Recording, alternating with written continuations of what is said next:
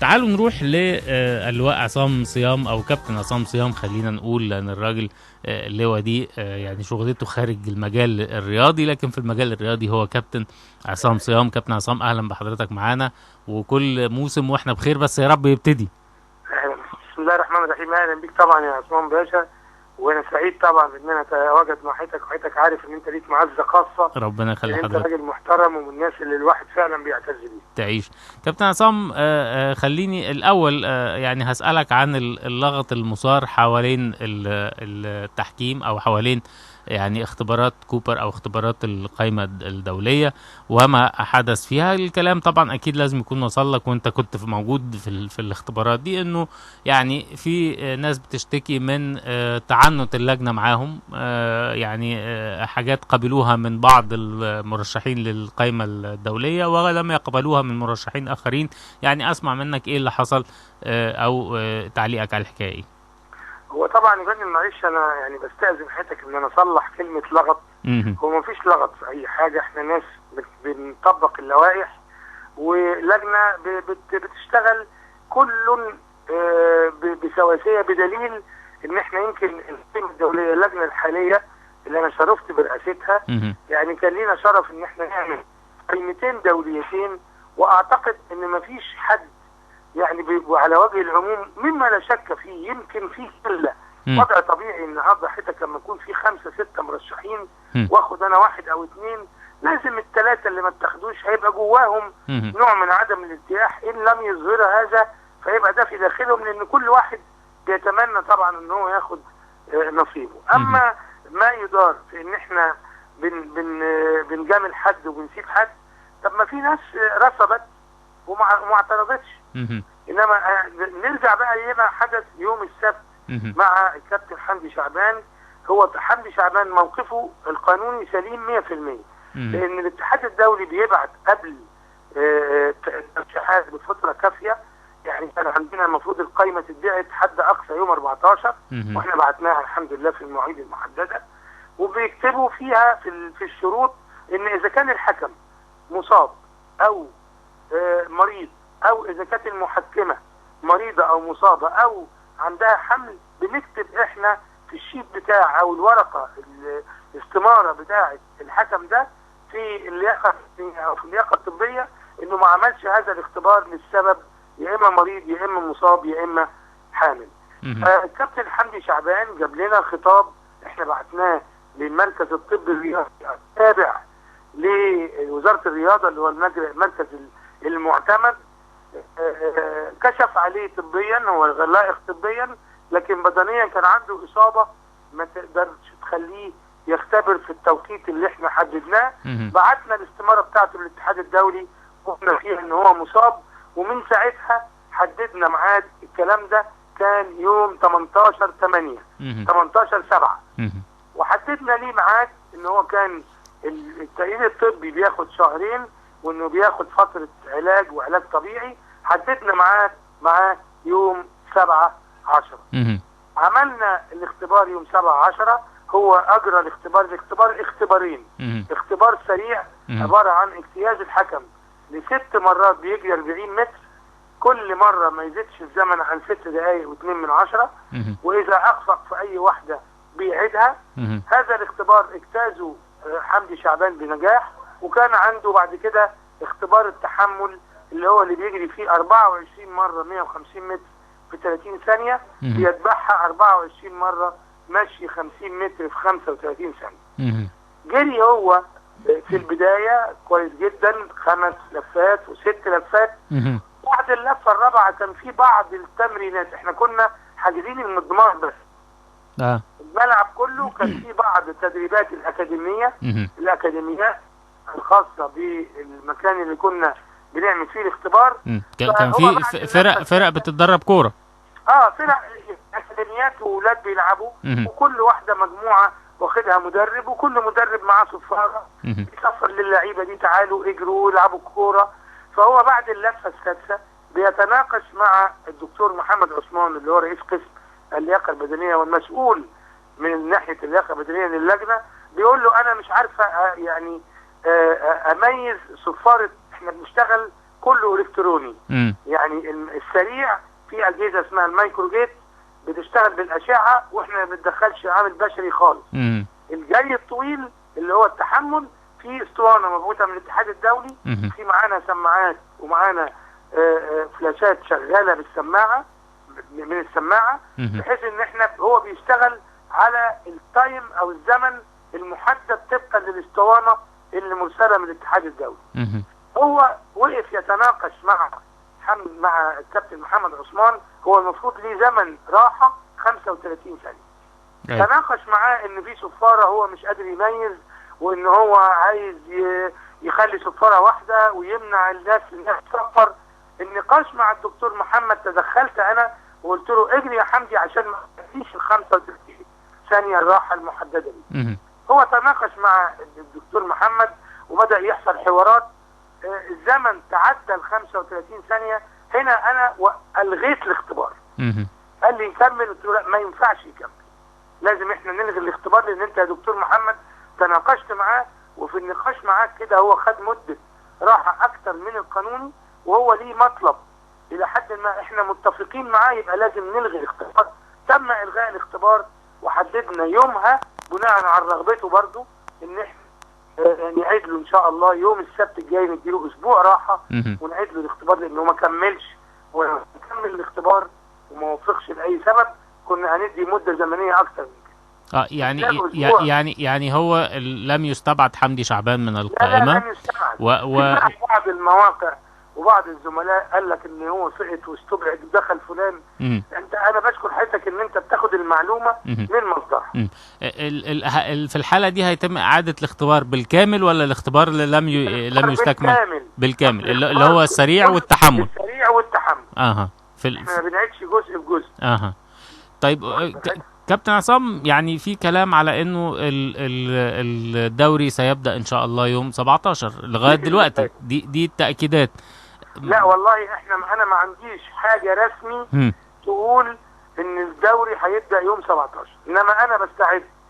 باخد تنظيم من الكابتن عامر حسين اللي دعم اللجنه على قد ما يقدر. معلش خليني اقف عند الرسمي دي تبقى ازاي؟ يعني كيف يتم اختار لجنة الحكام رسميا؟ اقول لحضرتك، انا جالي جواب بنتيجة الاختراع القرعة بتاعت الدوري، مين هيلاعب مين الاسبوع الاولاني. ما قاليش بقى الاسبوع الثاني هيبقى امتى. واخد براحتك، ما قاليش ان يوم 17. هو طبعا كل اللي بيدار والداخلية وزير النشط عامر فاروق قال يوم 17، كل ده كلام جميل، والكابتن عامر ممكن يكون قال نفس الكلام، لكن انا ما جاتليش ورقه رسميه تقول لي بدليل ان انا ما اقدرش اقول النهارده فلان الفلاني هيحكم ماتش كذا يوم كذا على ملعب كذا. انا عايز اختار حكامي، ما اقدرش اختارهم وانا لسه ما حددتش الميعاد. وانا بجهز معسكر بحيث ان هو غالبا هيتحدد الموعد النهارده. انا مجهز معسكر سريع للحكام، معسكر تنشيطي، الهدف توحيد القرارات والتأكيد على التعديلات اللي جت من الاتحاد الدولي، اخر تعديلات ان شاء الله في الدوري العام. يعني الى الان لم يصل اختار رسمي للجنة الحكام ببدء الدوري، وبالتالي تعيين الحكام موضوع متوقف. يعني لا هو مش متوقف، احنا حاطين مشروع مين هيلعب ايه. يعني محطوط تصور كروكي، لكن طبعا ده يتوقف على انه ساعه ما يقولوا لكم يبقى التصور ده قابل للتحقق، لان ممكن تبقى حاطط حكم يصاب جاله برد مش عارف ايه ساعتها. هو انا حطيت التخطيط بس لم اخطر بيه الحكام.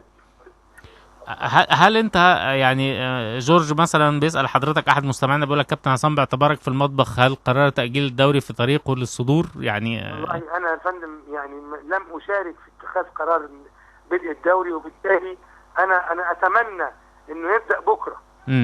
يمكن هيبقى صعب علينا، بس لان فعلا ايقاف النشاط متأثر بيه الحكام، يمكن بوضع اكثر من الانديه المنتخبات، بسبب ان عندي ماتشات دوليه بره وعندي حكام بتطلع بره، فطبعا انا بخليه يتدربوا في مباريات وديه ويطلع بره هو يلعب ماتش رسمي. لكن احنا النهارده الحمد لله عندنا تمثيل دولي في كابتن شريف صلاح ان شاء الله اختير لكاس العالم، وعندنا بنتين نعمه رشاد ومنى عطله رايحين كاس الامم للسيدات، ويعني والكابتن سعيد عبد الغفار رايح كاس العالم للصالات.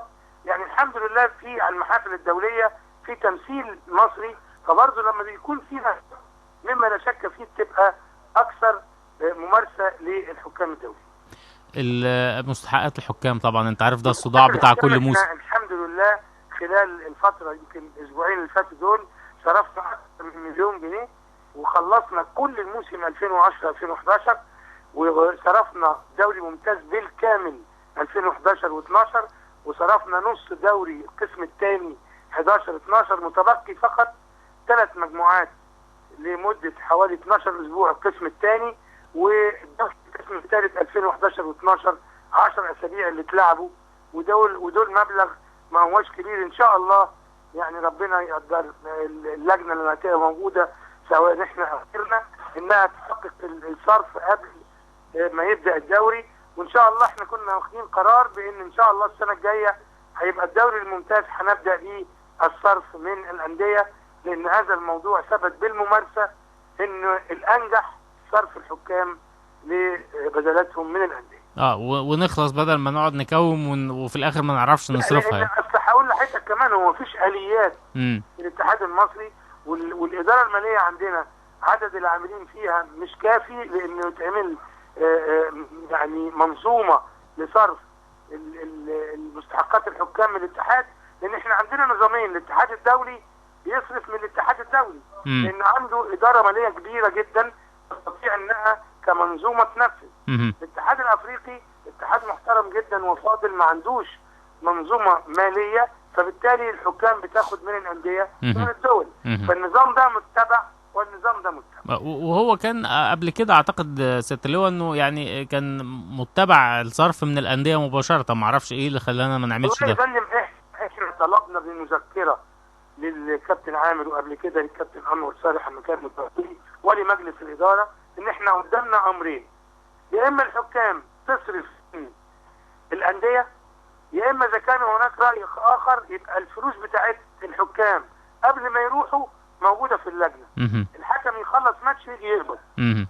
لكن غير منطقي ان انا اركم يعمل تراكم وتراكم وتراكم وتراكم وبعدين في النهايه بنصرف السنه دي السنه اللي قبل اللي فاتت، ما ينفعش الكلام ده. طيب. لان الحكام دي بتصرف من جيوبها وبتطلع بتاخد مواصلات وبتاخد اقامه وبتاخد بتاكل وبتشرب، كل دي تكلفه يعني، والراجل هاوي ما هوش محترف.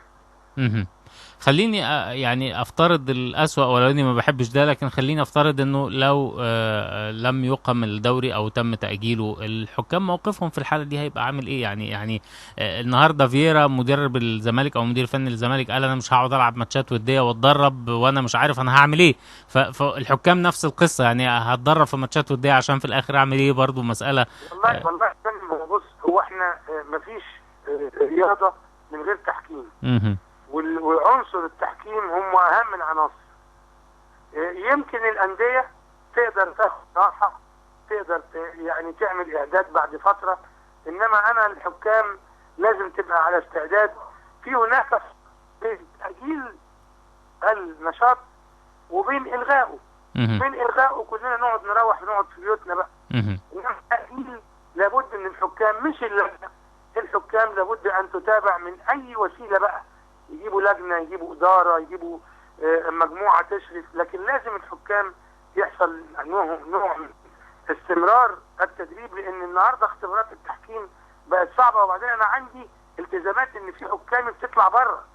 فانا لو وقفت عندي وقعدت حكام في بيوتها، حكامي لا هتطلع بطولات ولا تطلع مباريات. صحيح. ده يعتبر خساره كبيره لمصر. ولا حتى ماتشات الدوري مثلا الافريقي اللي هو ماتشات ابطال الدوري ولا ابطال ولا الكونفدراليه. انا النهارده الحمد لله يعني احنا طبعا كلنا غير سعداء بعدم اشتراك منتخبنا الوطني في كاس العالم. الحمد لله في عندنا عنصر مصري وهو كابتن شريف صلاح في التحكيم المصري هيمثل مصر في كاس العالم. فاذا برضو ده لما احنا النهارده نقول الحكام تقعد في بيوتها، يبقى بديل الاتحاد الدولي يقول لك خلاص انت ما عندكش حكام مش هاخد منك حاجه. نفس الكلام في الماتشات الافريقيه والبطولات الدوليه. يبقى طبعا يعني نتمنى انه لا يحدث. في حد من حكامنا رايح بطولة افريقيا اللي جاية في 2013؟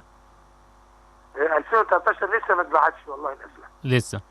طيب يعني سيادة اللواء، طبعا عصام صيام، قبل ما اسيبك قول لي، هل انت عندك مجموعة لو نجحت في مجلس إدارة اتحاد كرة القدم المصري مقرر انك ما تكملش، ولا ما عندكش اي تحفظات على اي من الجبهتين؟ انا ما عنديش اي تحفظات، احنا كلامنا موجودين. اي مجموعة هتيجي تشرف الاتحاد وربنا يوفقها. والله احنا بنعمل الفترة اللي فاتت الحقيقة باسلوب ان احنا شايفين احنا يعني مفيش تدخل، احنا النواحي الفنية واحنا بنتبع اداريا لمجلس الادارة والمدير التنفيذي ماشيين بنظام. اي مجموعة هتيجي هنرحب بيها، واذا هم طلبوا مننا الاستمرار هيكون شرف لينا، اذا ما طلبوش هنتمنى التوفيق للي يجي وهنسنده، لان احنا كلنا منظومة واحدة، ونجاح التحكيم نجاح لكل الحكام العاملين والمتقاعدين. لواء عصام صيام، رئيس لجنة الحكام الرئاسية، نشكرك شكرا جزيلا، ويا رب يوم 17 حتى لو يوم 16 بالليل قالوا لك اعتقد برضه هيبقى سهل تدبير الحكام، لكن يا رب نلاقي دوري يوم 17 ان شاء الله. ان شاء الله. بس انا عايز اقول لحضرتك ان حكام مصر جاهزين لإدارة المباريات المحلية والدولية. نشكرك شكرا جزيلا، كنت معنا على جولة في أم راديو دوت كوم.